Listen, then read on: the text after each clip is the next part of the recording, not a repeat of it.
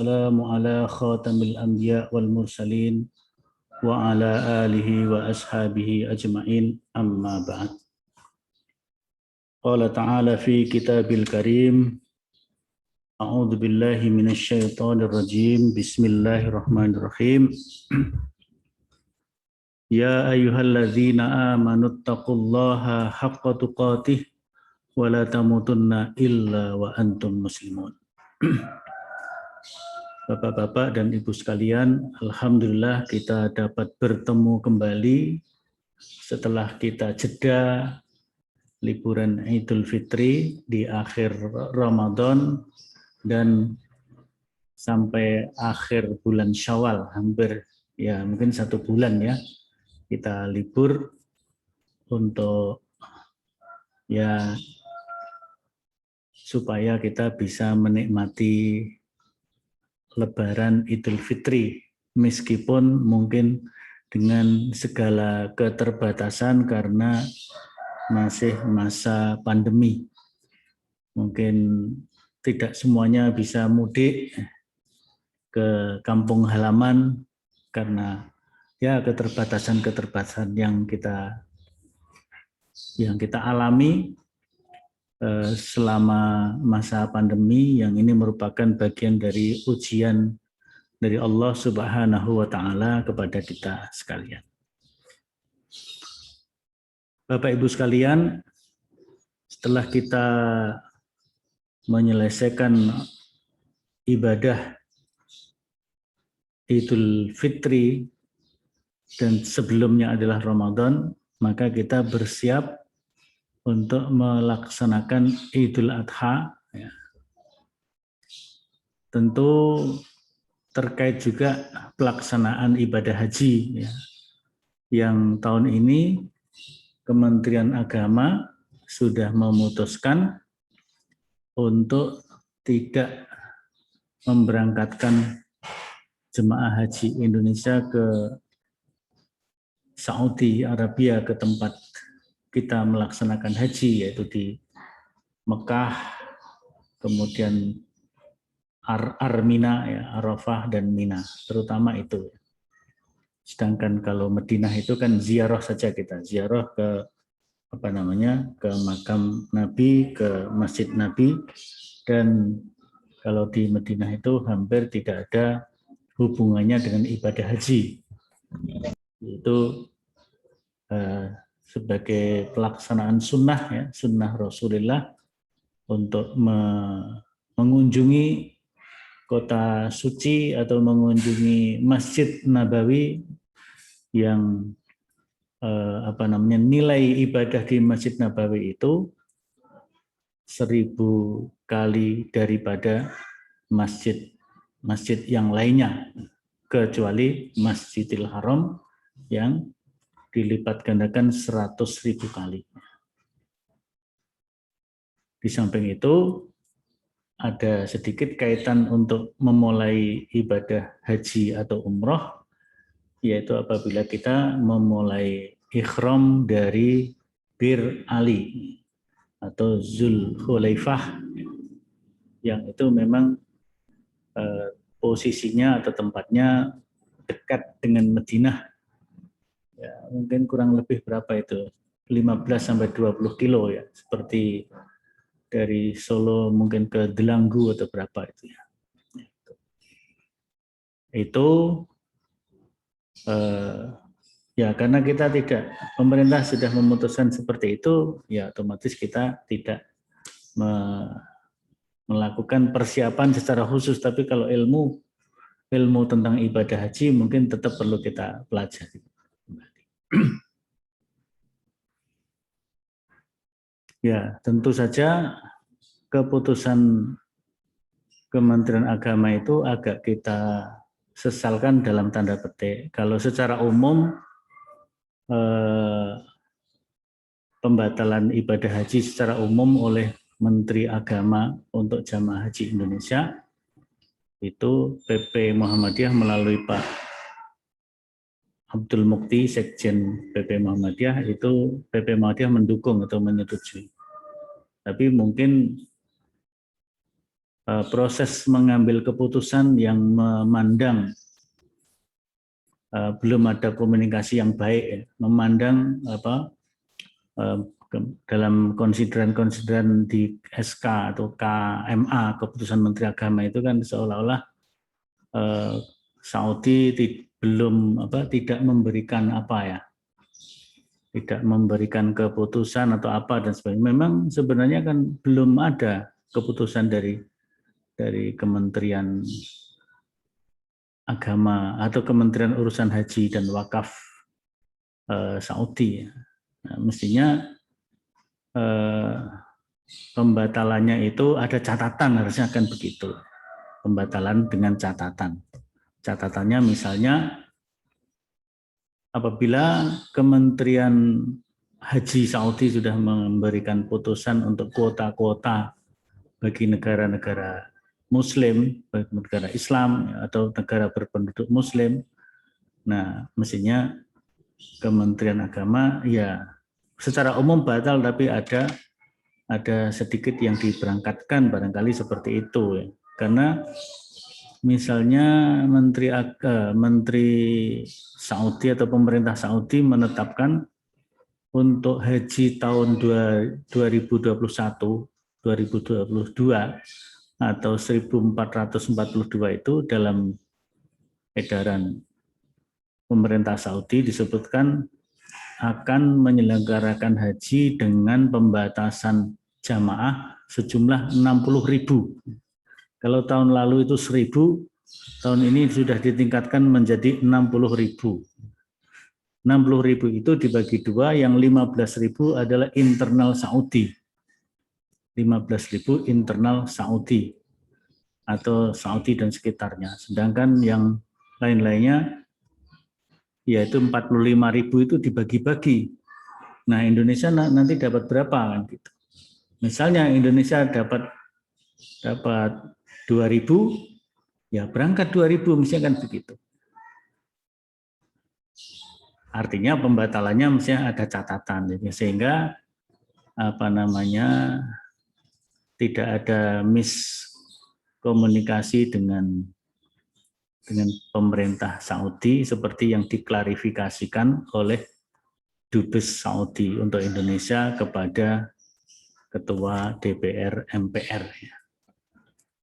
Ya, jadi ini hanya catatan sedikit saja. Pada hari ini kita akan membahas yang pertama tentang ibadah kurban. Ini bukan Quran ya, Quran, tapi kurban bersubsidi. Ibadah kurban bersubsidi. Yang ini diterapkan di kampus kita, Universitas Muhammadiyah Surakarta. Sudah beredar suratnya dari Pak Wakil Rektor 2 yang ditandatangani oleh Wakil Rektor 2 sebelum pelantikan yang baru, yaitu Pak Prof. Sarjito.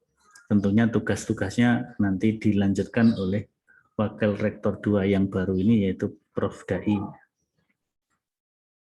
Kenapa kita mengambil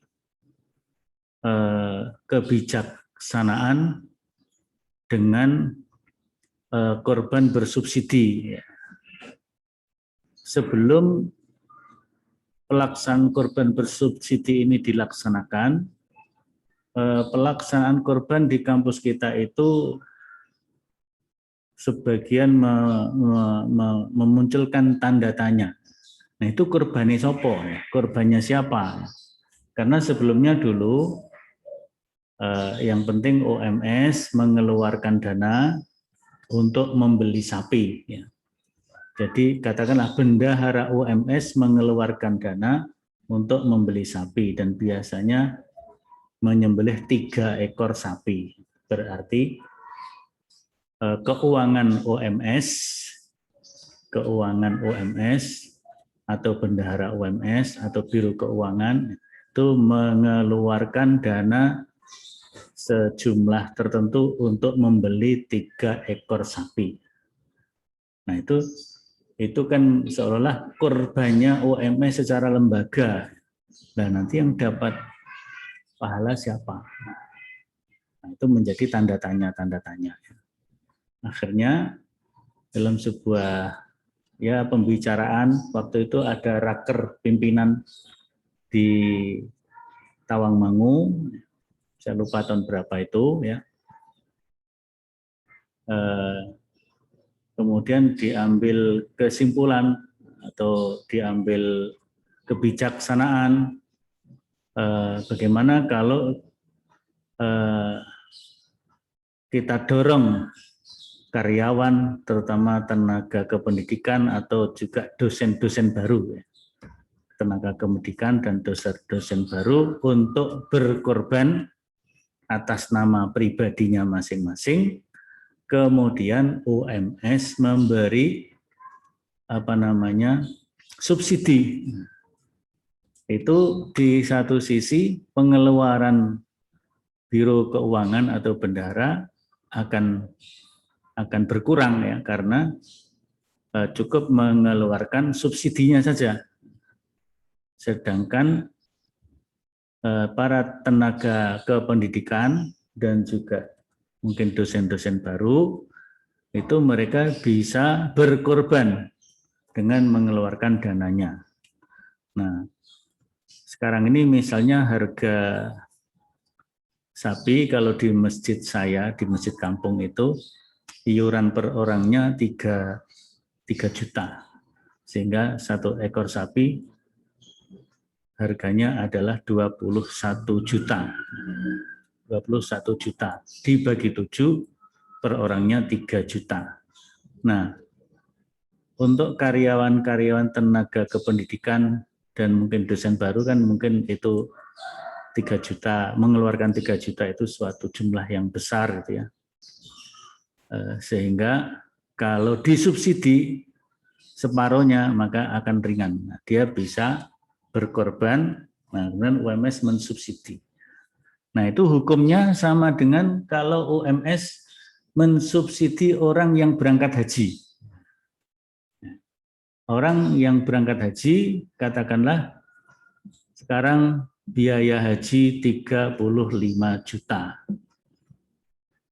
Kemudian UMS memberi subsidi seperti biasanya kalau tahun-tahun yang dulu itu saya tahun 2004 itu alhamdulillah mendapatkan subsidi ya waktu itu. Harusnya saya berangkat 2003 tapi waktu itu terkena waiting list. Masuk waiting list. Sehingga sering disebut Haji Abu Rosid, Haji Arbudal Orasido. Tapi waktu itu Pak Rektor, Pak Duha Latif, kebetulan saya waktu itu, wallahu alam kenapa ya nggak bisa hadir pada waktu pelepasan.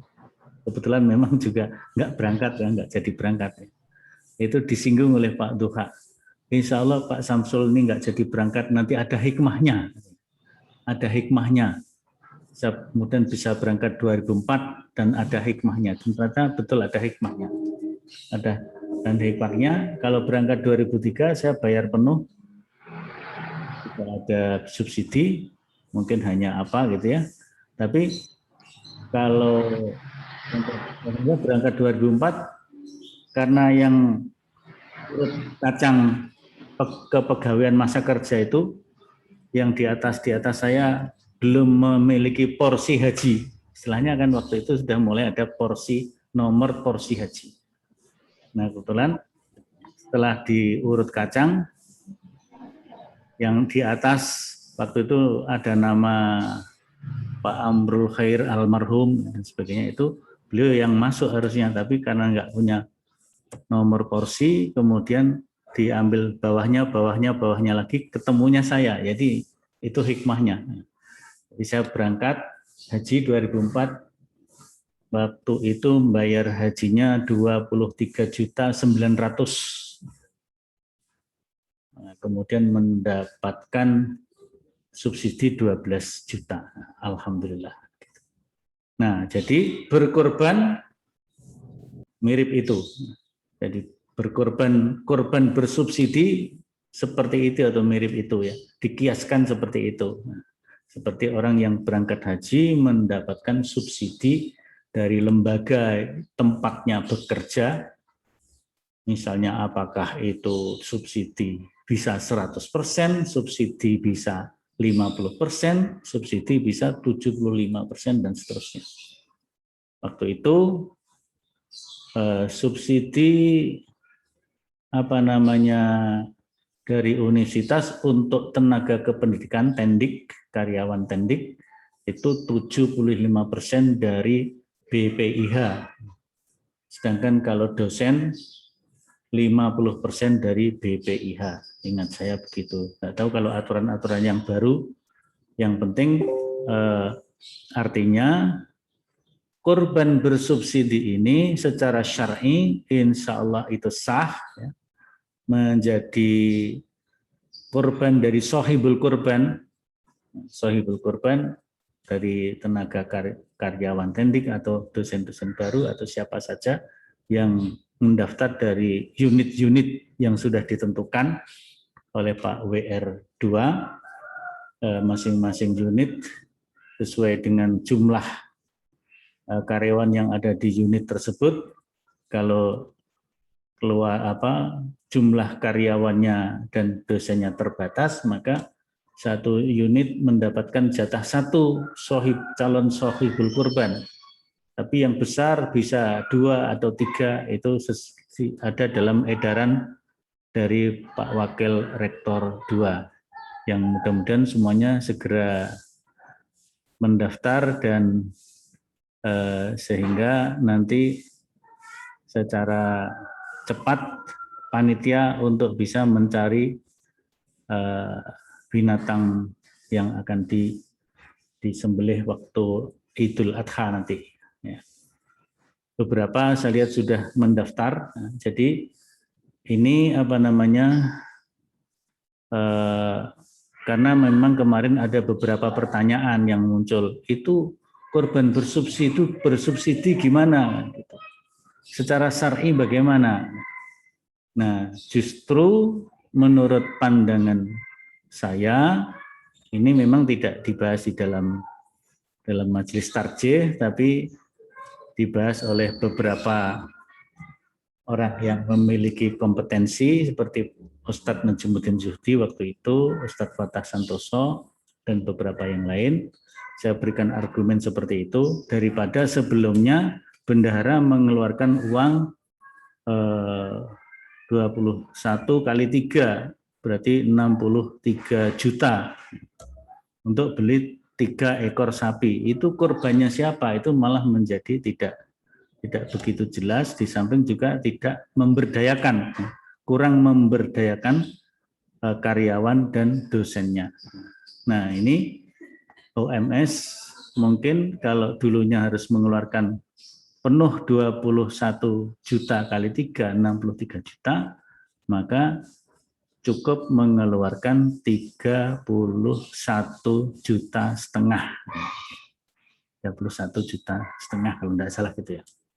Jadi masing-masing karyawan dosen yang mendaftar menjadi sohibul kurban membayar 3 juta dipotong 50% subsidinya, jadi cukup membayar 1,5 juta.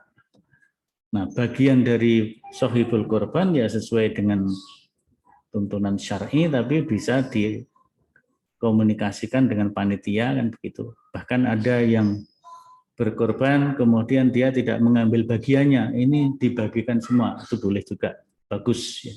Dia mengambil ya seperti pembagian secara umum, hanya mengambil beberapa on saja gitu. Ada yang ya bagian saya seperti yang sudah ditetapkan saya ambil, itu monggo. Jadi itu artinya dengan korban bersubsidi ini status korbannya menjadi jelas secara syar'i. Kedua, ada program pemberdayaan karyawan tendik dan dosen untuk berkorban menjadi lebih semangat ya. Nah, itulah kira-kira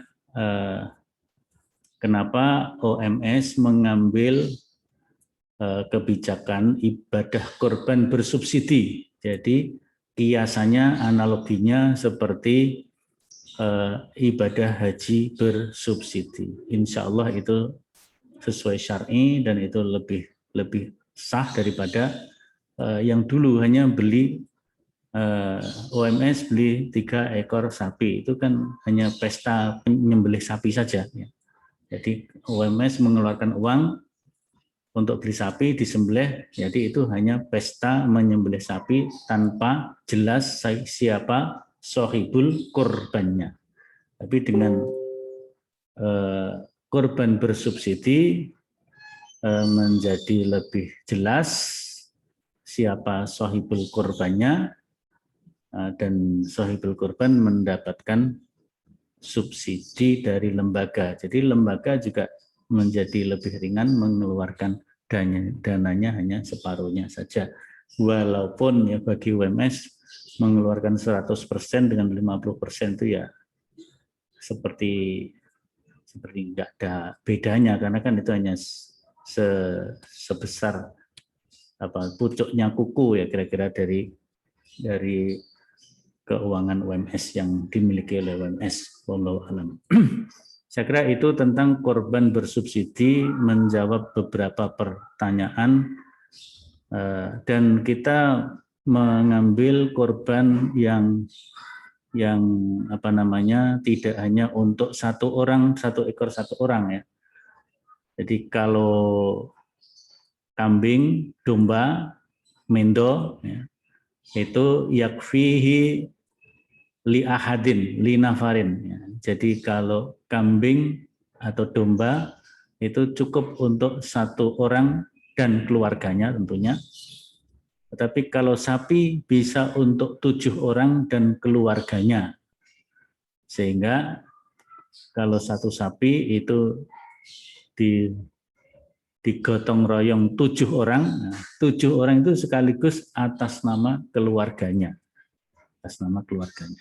Perkara dalam satu keluarga itu mengeluarkan masing-masing anggota keluarga ingin mengeluarkan sendiri-sendiri sebagai sahibul korban, itu baik saja karena mungkin memiliki kemampuan untuk itu ya. Ini bagian yang pertama. Kalau bagian yang kedua ini banyak masalah ya. Ini beberapa yang pernah dibahas di dalam kajian Tarjih PP Muhammadiyah yang dulu pernah dibahas oleh Ustadz Fuad Zain, salah satu wakil ketua Majelis Tarjih PP Muhammadiyah. Beliau membahas ini tentang problematik seputar kurban dan Idul Adha. Tapi beliau membuat bahannya itu sangat sistematis, saya kira bagus ya. Mungkin akan saya tampakkan ini tulisan dari Pak Fuad Zain.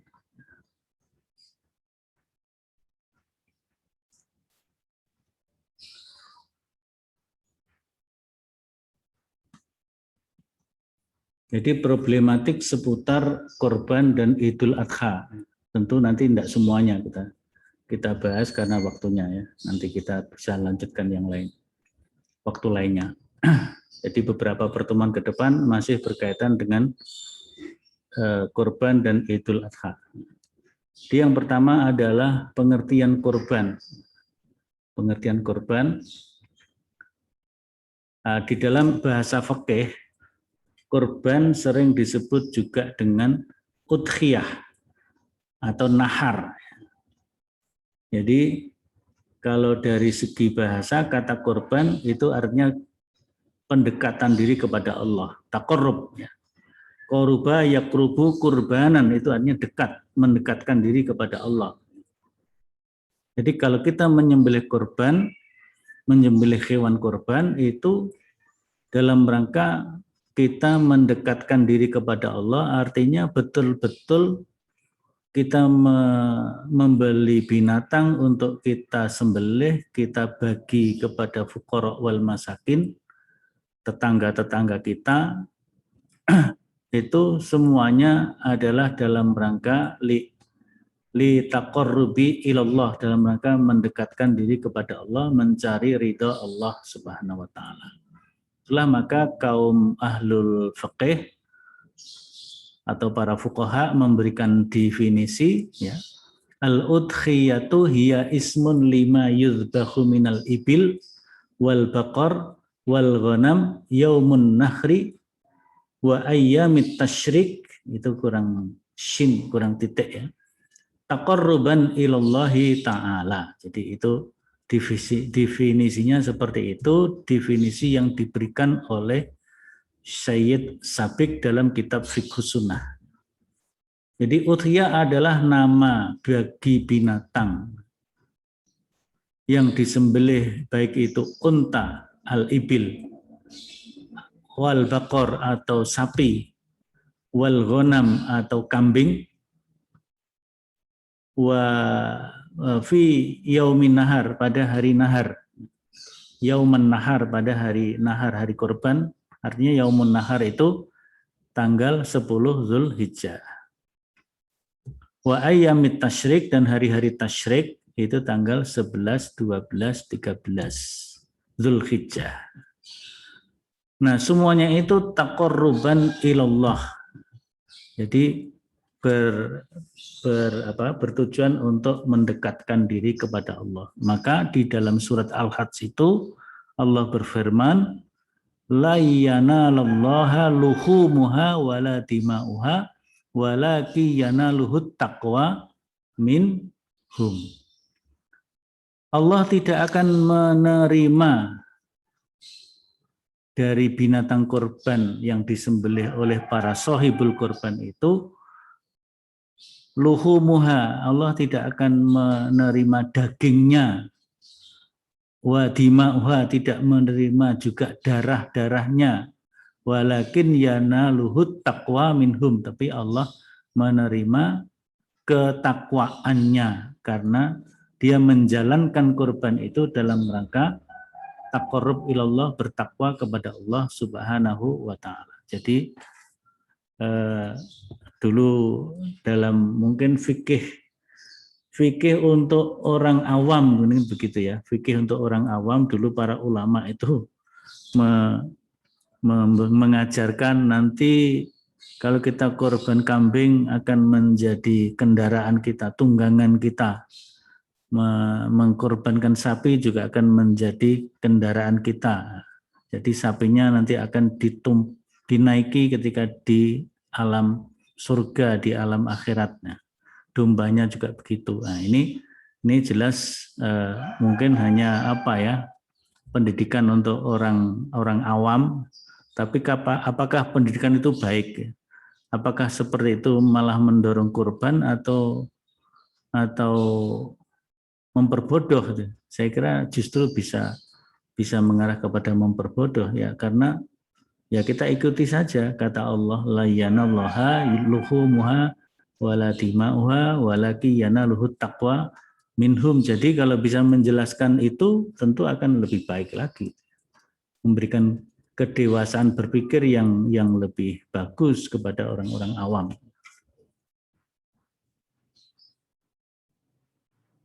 Ini ayat dalam surat Al-Hajj itu ya. Ayat 34 Allah mengatakan walikulli ummatin ja'alna mansakan liyadhkurusmallaha ala ma razaqahum min bahimatil an'am fa ilahukum ilahun wahid falahu aslimu wa basyiril mukhbitin. Bagi setiap umat itu telah diberikan mansak. Mansak itu tata cara ibadah. Tetapi juga kata-kata mansak itu artinya nusuk, itu artinya berkorban, menyembelih korban. Jadi bagi umat-umat Nabi, mulai Nabi Adam sampai Nabi Muhammad Shallallahu Alaihi Wasallam itu sudah diberikan mansab, yaitu syariat penyembelihan kurban. Dan mansak yang kita ikuti penyembelihan kurban itu adalah mansak yang pertama kali dicontohkan oleh Nabiullah Ibrahim alaihi salam yang kita kenal dalam cerita, dalam kisah di surat As-Saffat, ya, surat As-Saffat, bahwa terjadi dialog antara Nabi Ibrahim dan Nabi Ismail, di mana Nabi Ibrahim diperintahkan untuk menyembelih Ismail dalam mimpinya, dan Ismail sebagai seorang anak dan seorang yang yakin kepada Allah, beriman kepada Allah, dia juga pasrah dan mengatakan siap untuk disembelih kalau memang itu perintah Allah. Insya Allah aku termasuk orang yang sabar. Ya abatif al ma tu'mar satajiduni insyaallah minas sabirin. Akhirnya dilaksanakanlah penyembelihan itu, dan ketika sudah sama-sama pasrah kepada Allah dan pisau sudah hampir menyentuh leher, maka kemudian Allah memanggil Ibrahim, engkau telah membenarkan mimpimu, maka digantilah dengan domba yang besar, fadaina bidzibhin azim, dengan domba yang besar untuk disembelih sebagai pengganti anaknya yang tercinta Ismail. Artinya Nabi Ibrahim betul-betul taqarrub ilallah, ya. Bukan menyembelih binatang, itu menyembelih anaknya karena taqarrub Allah, melaksanakan perintah Allah, tetapi dalam melaksanakannya pun beliau masih bermusyawarah dengan anaknya, bukan iki perintah Allah, kowe kudu manut. Nah, tidak begitu. Tapi aku di dalam mimpi diperintah untuk menyembelihmu, bagaimana pendapatmu? Nah, itu betapa santunnya Nabi Ibrahim kepada putra tercintanya Nabi Ismail. Kemudian Nabi Ismail pun menjawab dengan penuh kasih sayang, ya abati. Kalau hanya memanggil dengan ya abi atau ya buya, ya abu ya, atau ya abi, itu panggilan biasa. Tapi kalau ya abati itu panggilan dengan penuh kasih sayang. Seperti seorang orang tua, ayah atau ibu memanggil anaknya bukan ya ibni atau ya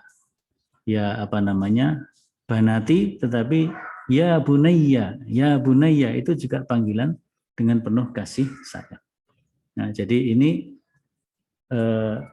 yang pertama ini tentang definisi kurban dan maksud dari pada kurban, serta bagaimana Allah telah menetapkan penyembelihan kurban ibadah, ya, syariat penyembelihan kurban itu tidak hanya umat Nabi Muhammad SAW, tapi juga umat nabi-nabi sebelum Nabi Muhammad, bahkan sejak Nabi yang pertama yaitu Ibrahim, Adam alaihi salam dengan putra-putranya. Kita baca dalam kisah juga begitu, putra-putranya diperintahkan untuk berkorban, dan Allah menerima korbannya putra yang bernama Habil karena beliau bisa memilih korban yang baik. Sementara yang Qabil ini ya berkorban juga, tapi korbannya mungkin binatangnya kurus, kering dan sebagainya, sehingga dia tidak diterima korbannya. Nah, ini yang berikutnya adalah hukum kurban. Berdasarkan kajian-kajian yang dilakukan oleh para ulama, itu kemudian para ulama berbeda pandangan tentang kurban. Yang pertama berpandangan bahwa kurban hukumnya wajib berdasarkan hadis an Abi Hurairah anna Rasulullah sallallahu alaihi wasallam qala man kana lahu sa'ah wa lam yudhi fala yaqrabanna musallana, dan juga tentu adalah ayat Al-Quran yang berbunyi wa fasolli lirabbika wanhar. Jadi kalau ayatnya ini bentuknya fi'il amar. Fi'il amar itu betul-betul fi'il amar yang asli ini, wanhar, dan berkorbanlah. Nah, kaidah fikih menyebutkan bahwa al-amru lil wujub atau al-aslu fil amri lil wujub.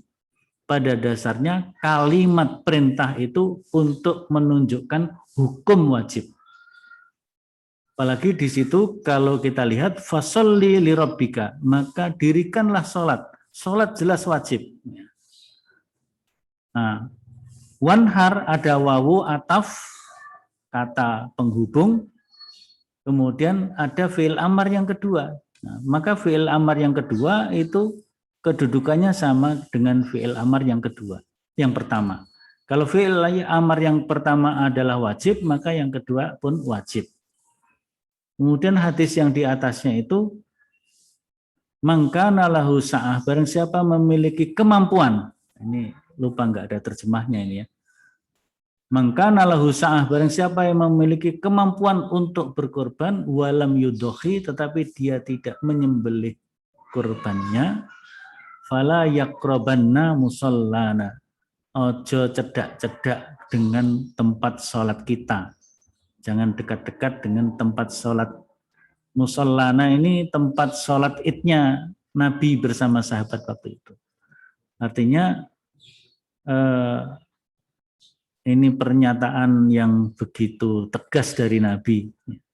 Nek ora gelem kurban padahal punya kemampuan, ya, ojo cedak-cedak dengan tempat sholat kita ini. Artinya ini Nabi nggak suka. Artinya kemudian di sini diberi simpulan oleh para ulama, pendapat yang pertama ini hukumnya wajib. Sedangkan yang kedua berpendapat hukumnya sunnah. Ini didasarkan kepada hadis Ibnu Abbas. Kutiba alayya an-nahru walam yuktab alaikum wa umirtu bisolatid duha walam tu'mar biha. Ini hadis dari Daruqutni dari Ibnu Abbas, dikatakan di situ kutiba alayya, diwajibkan atasku untuk berkorban. Walam yuktab alaikum, tetapi kalian tidak diwajibkan. Berarti yang wajib hanya Nabi, umat Nabi itu disunahkan. Wa umirtu bi sholatid duha, dan aku diwajibkan sholat duha. Jadi sholat duha itu bagi Nabi wajib. Walam tu'mar biha, dan kalian tidak diperintahkan atau tidak diwajibkan untuk sholat duha itu. Jadi bagi Nabi sholat duha wajib, bagi umatnya sholat duha tidak diwajibkan. Ini kan problematik ya. Ada dua pendapat, wajib atau sunnah. Kemudian ada yang mengkompromikan sunnahnya adalah sunnah muakkadah. Tapi ada yang tetap berpendapat itu wajib. Selama dia memiliki kemampuan untuk berkorban, maka dia wajib berkorban kapan saja. Artinya tahun kapan saja. Jadi tidak juga dibatasi yang wajib sekali dalam seumur hidup, tidak juga. Jadi setiap tahun punya kemampuan berkorban. Kalau pas tahun itu tidak punya kemampuan, ya dia tidak berkorban, tidak apa-apa. Jadi berdasarkan hadis yang tadi juga, mangkana lahu sa'ah walam yudhi fala yaqrabanna musalla. Saya kira ini baru ini dulu ya tentang pengertian dan hukum. Waktunya sudah tinggal beberapa menit lagi, tapi ini ada yang sudah masuk di chat. Ya.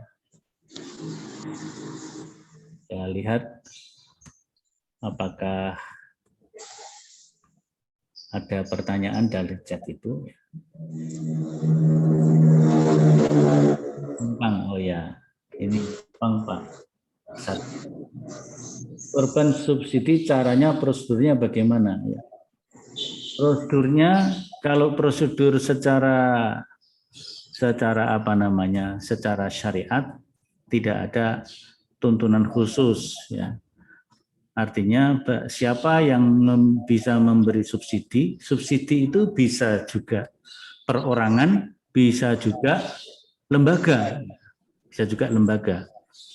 Perorangan misalnya ada seseorang yang memiliki kemampuan berlebih ya, kemudian ingin segar saudaranya sesama muslim bisa melaksanakan kurban, maka dia beri harta, silahkan ini untuk beli agar engkau bisa melaksanakan ibadah kurban. Nah, jadi seperti itu ya. Apa namanya, tata caranya, subsidi yang diberikan oleh kepada sohibul kurban itu boleh lembaga seperti UMS, yang ini sudah jelas UMS, tapi boleh juga perorangan ya, perorangan. Misalnya Pak Soleh Amini itu kan orang yang soleh, tapi mungkin Amin itu terpercaya, sudah soleh, terpercaya, kaya raya gitu kan. Kemudian memberi saudaranya yang oke kok nggak pernah kurban ya, udah diberi. Tolong ini belikan kurban atas namamu keluargamu. Nah, itu namanya subsidi ta'awun secara pribadi kepada pribadi yang lain. Tapi lembaga juga bagus, ya. Lembaga juga bagus itu. Maka insya Allah pimpinan lembaga dan seluruh karyawan yang ada di dalamnya yang mengambil kebijaksanaan apa namanya tegaknya syariat, semuanya akan mendapatkan pahala, insya Allah gitu. Kemudian bagaimana hukumnya jika hewan korban itu dibeli atas iuran siswa mahasiswa secara bersama-sama membeli 1 ekor hewan korban. Jadi kalau dalam hadis Nabi kan disebutkan 1 ekor kambing cukup untuk 1 orang dan keluarganya. 1 ekor sapi cukup untuk 7 orang dan keluarganya. Kemudian 1 ekor unta cukup untuk 7 sampai 10 orang dan keluarganya. Nah sekarang 1 ekor kambing digotong royong 40 orang. Ya. 40 orang. Itu ya itu namanya baru latihan korban. Latihan korban. Dan pesta makan daging kambing atau daging sapi. Jadi itu baru latihan korban. Kalau seperti itu, ya itu enggak apa-apa sebagai sebuah latihan. Ya harus diberi pemahaman korban yang sesungguhnya adalah ya seperti yang disabdakan oleh Nabi. Kalau kambing, domba untuk 1 orang atau dengan keluarganya, dan sapi 7 orang untuk 7 orang dan keluarganya, begitu juga unta bisa 7 sampai 10 orang untuk keluarganya. Korban bersubsidi caranya ya tadi sudah ya. Kemudian mohon izin bagaimana sebelum disembelih hewan korban sapi dibius terlebih dahulu sebelum disembelih dalam waktu tertentu biar memudahkan mengikatnya, setelah sadar baru disembelih. Mohon tata caranya. Saya kira menyembelih korban tidak perlu dibius ya, tidak perlu dibius. Tapi mungkin untuk binatang sapi tertentu yang mungkin memiliki bahaya yang sangat besar ya, bius terlebih dahulu, mungkin insya Allah itu tidak terlalu menyalahi. Tapi yang dibius itu dalam rangka supaya memudahkan dalam mengikat ya. Ya itu monggo saja.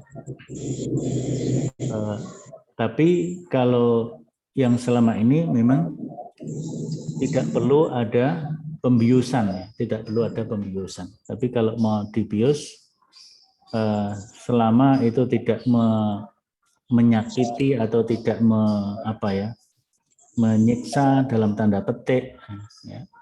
Kemudian juga mengurangi bahaya dengan maksud-maksud yang baik, dan penyembelihannya tetap sesuai syar'i, insya Allah tidak mengapa.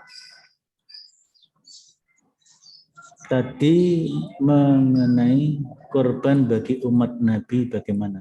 Ya, jadi begini, memang itu kan untuk Nabi ya. Nabi itu ketika menyembelih, beliau membaca Bismillahi Allahu Akbar, hadza minni wa min ummati. Nah, itu otoritas Nabi begitu ya. Tapi kan dalam hadis-hadis yang lain Nabi kan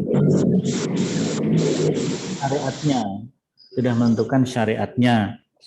Artinya 1 ekor yakfi li nafarin, untuk mencukupi untuk 1 orang. Kemudian sapi untuk 7 orang, itu tetap itu ya. Dan bagaimana hukumnya membelikan korban untuk orang lain dengan niat korban atas nama saudara? Ya, itu termasuk dibolehkan. Jadi seperti orang mensubsidi korban tadi ya. Jadi seorang kakak membeli binatang untuk korban, kemudian diserahkan kepada saudaranya menjadi korban bagi saudaranya tersebut. Ini termasuk ya mirip-mirip dengan korban bersubsidi yang mensubsidi perorangan, bisa itu saudaranya sendiri atau orang lain ya, Jadi subsidi ini prinsipnya adalah ta'awanu al birri wat taqwa wala ta'awanu alal ismi wal udwan. Ini saya kira yang di room chat ya. Mungkin sudah habis. Ada yang bapak-bapak yang lain, ibu yang lain yang mau menanyakan, monggo dipersilahkan. Assalamualaikum Ustaz. Waalaikumsalam. Ini dari Pak Rasikun, Lasem Ustaz. Tentang tadi Ustaz, dari sekolah itu yang di daerah saya itu kebanyakan memang itu mengadakan korban atas nama sekolah. Ternyata tadi Ustaz ya mengatakan bahwa tadi mensubsidi berarti biar jelas gitu. Betul Ustaz. Biar jelas. Kalau atas nama sekolah itu jelas itu korbannya siapa begitu Ustaz.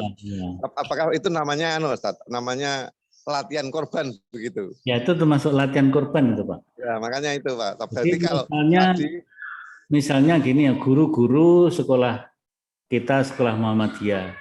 Kalau dia mau berkorban sendiri, mungkin uangnya nggak cukup atau gimana gitu ya. Tapi kemudian keuangan sekolah menyisihkan, oh ini bisa membantu si A untuk berkorban, membantu si B untuk berkorban, untuk si C untuk berkorban. Katakanlah misalnya bisa berkorban 3 ekor kambing misalnya. 1 kambing harganya misalnya 3 juta atau berapa, atau 2,5 juta gitu ya. Sehingga misalnya diberi subsidi karyawannya atau gurunya tadi, dia cukup menyediakan uang 1.250.000, dari bendahara sekolah mengeluarkan 1.250.000, berarti untuk 1 ekor yang harga 2,5 juta, atau yang harga 3 juta berarti 1,5, sehingga sekolahnya juga ringan, bendahara sekolah ringan, kemudian ada karyawan atau guru yang bisa menjadi sohibul kurban, misalnya seperti itu. Tapi kalau urunan orang banyak untuk siswa-siswa itu latihan korban dia. Korban. Ya. Nah, untuk Ustaz, ini untuk yang terjadi di lingkungan kita itu operasional untuk yang korban itu kan ada panitia Ustaz. Nah, itu panitia itu pasti diadakan makan bersama begitu Ustaz, untuk kerja bakti. Ya. Panitia. Nah, itu menjual kulitnya, biaya kulit itu lalu untuk operasional itu makan itu gimana Ustaz? Diperbolehkan enggak Ustaz? Ya, kalau saya melihat kemaslahatan itu diperbolehkan ya. dulu saya termasuk kenceng kulit jangan dijual, jangan inilah gitu. Pokoknya kulit ya dibagi juga. Itu kan sopo yang mau menerima kulit juga. Ya, makanya itu Ustaz. Kemudian saya telah melihat di Mina tempat penyembelian itu kepala sapi, kepala kambing cuma dibuang gitu saja, kulit apalagi nggak dipakai. Nah, daripada dibuang seperti itu ya dijual, dimanfaatkan, apalagi kalau kemanfaatan untuk penyelenggaraan Panitia itu untuk ya makan bersama ya. sama. Nah itu menurut saya itu maslahat itu. Nggak Ya. Yang penting itu tidak dijual oleh sohibul korban untuk kepentingan sohibul korban, dia nggak boleh. Kira-kira kan seperti itu yang dimaksud nggak boleh dijual itu kan mungkin. Ya, ya betul Ustaz. Ya. Tapi kalau untuk kemanfaatan, nah, misalnya juga di beberapa tempat itu ini kulit ini sudah dipesan oleh Ibu Aisyah ranting A, ini untuk kas ranting. Itu juga nggak apa-apa itu. Dijual uangnya untuk kas ranting boleh juga. Dijual untuk keperluan penyelenggaraan mungkin untuk makannya sebagainya. Tapi kalau untuk misalnya ongkos sembelih itu memang sebaiknya sohibul kurban.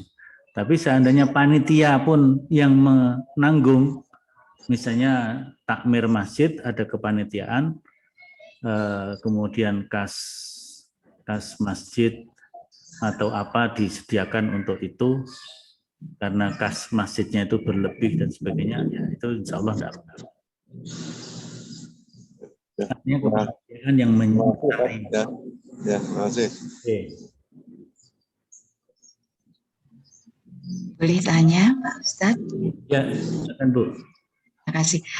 Ini masih melanjutkan pertanyaan sebelumnya. Jadi kalau ada panitia yang menjual kulit kambing dan sapi yang dikorbankan, kemudian dibelikan satu kambing utuh gitu ya, dijual, kemudian ternyata cukup untuk membeli satu kambing utuh, kemudian nah itu dikorbankan lagi, seperti itu ya, seperti itu diizinkan atau tidak?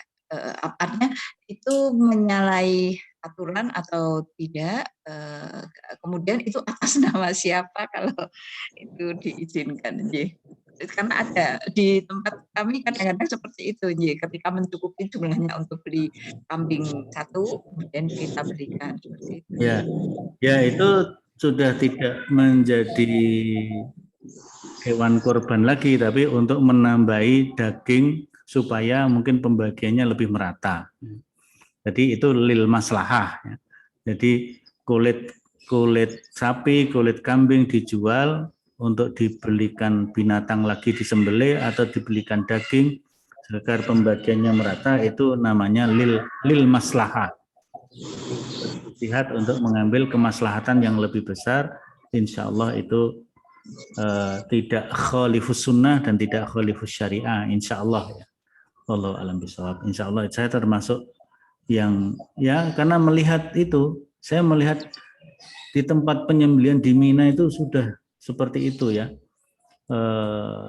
namanya kulit, namanya apa, kepala itu cuman gledek gitu saja, nggak dimanfaatkan. Sehingga dulu konon penjual bakso pertama kali di Mekah itu ke tempat penyembelihan binatang yang itu tidak hanya hari raya saja ya, tidak hanya hari raya saja, ternyata apa namanya, kepala, kulit itu cuma dibuang gitu saja, sehingga penjual bakso sidul itu memanfaatkan daging yang ada di kepala itu, kemudian kulit-kulit dijadikan bakso kikil, ternyata menjadi lahan bisnisnya gitu ya. Jadi itu bermanfaat ya. Dia ambil dari situ. Nah, kalau apa namanya, kepala binatang itu korban tuanya dibuang, itu kan tabdzir betul ya, apa namanya. Tapi ternyata kita bisa memanfaatkan. Nah, itu maka itu lil maslahah ya. Jadi termasuk perkara masolihul mursalah. Insya Allah itu baik. Ini ada yang bertanya lagi kalau nggak salah, bagaimana hukumnya membelikan kurban? Oh, itu sudah ya. Masih di perpustakaan sudah. Oh, ini lain lagi. Cukup ya? Atau masih ada? Cukup? Baik, kalau cukup kita akhiri. Alhamdulillah kajian perdana pasca Ramadan dapat kita laksanakan dengan sebaik-baiknya, dan mari kita akhiri dengan subhanakallahumma wa bihamdika asyhadu an la ilaha illa anta terima kasih semuanya. Alhamdulillah. Assalamualaikum warahmatullahi wabarakatuh. Waalaikumsalam warahmatullahi wabarakatuh. Ustaz. Ilmunya Ustaz. Jazakallah khair Ustaz. Wa iyyakum.